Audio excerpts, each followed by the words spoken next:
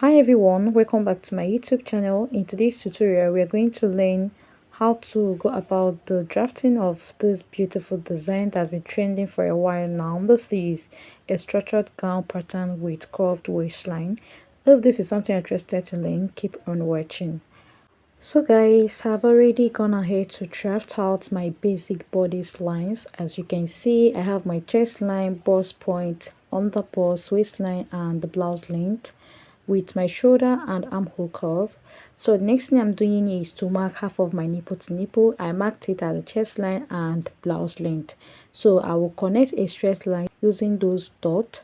So after making my straight line, the next thing I want to do is to go in by ½ inch from the under bust line. If you are busty, you should mark 1 inch, but if not, mark ½ an inch. Okay, so after marking this on the under bust, waistline and blouse length, I'll connect a straight line. Then I'll use my curve rule to connect to the bust point, just like this. So the next thing again is to go down from the shoulder by 3.5 inch or 4 inch.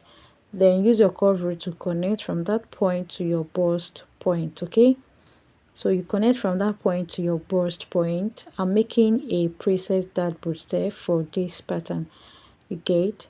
So to tighten the underbust on the other side, you should place your tape exactly at your half of nipple to nipple line. Then mark 2 inch if you're busty. For me, I'll mark 1.5. You place it on that point, then mark 1.5 inch.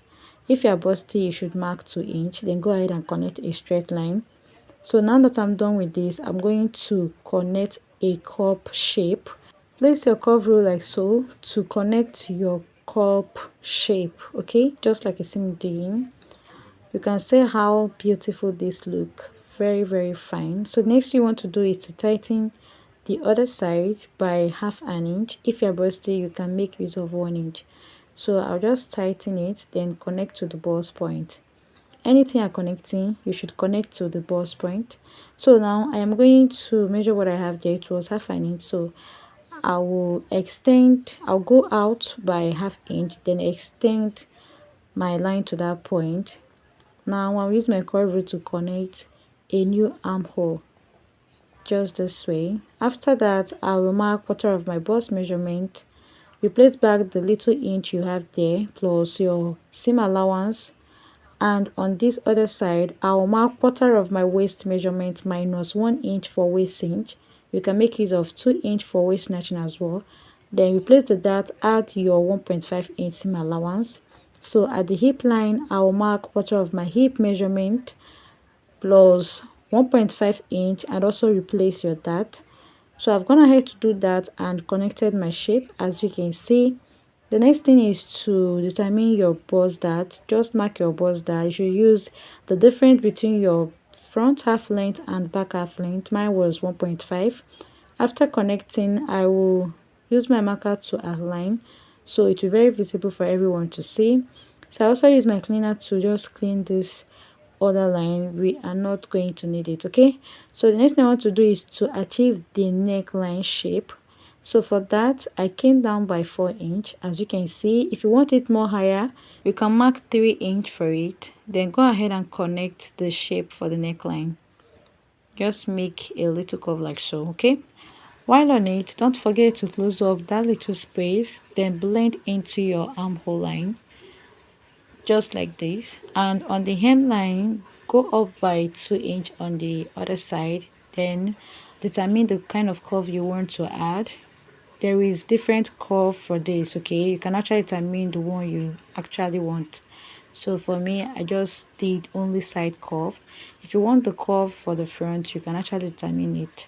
All right, so after connecting everything, just go ahead and cut it out, just like you see me doing here. And before you cut out this other part, don't forget to close up your bust dart just this way and cut the hemline as well. Okay, so after cutting, you will have something looking like this, as you can see.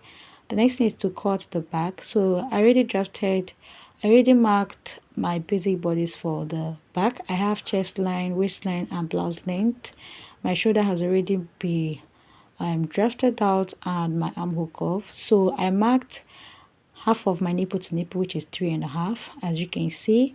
And from the shoulder, just like we did in front, I marked 3.5 inch. Okay, then after connecting to that that line, what I want to do again is to add quarter of my bust measurement plus 1.5 inch seam allowance. At the waistline, I marked quarter of my waist measurement minus 1 inch for waist snatch.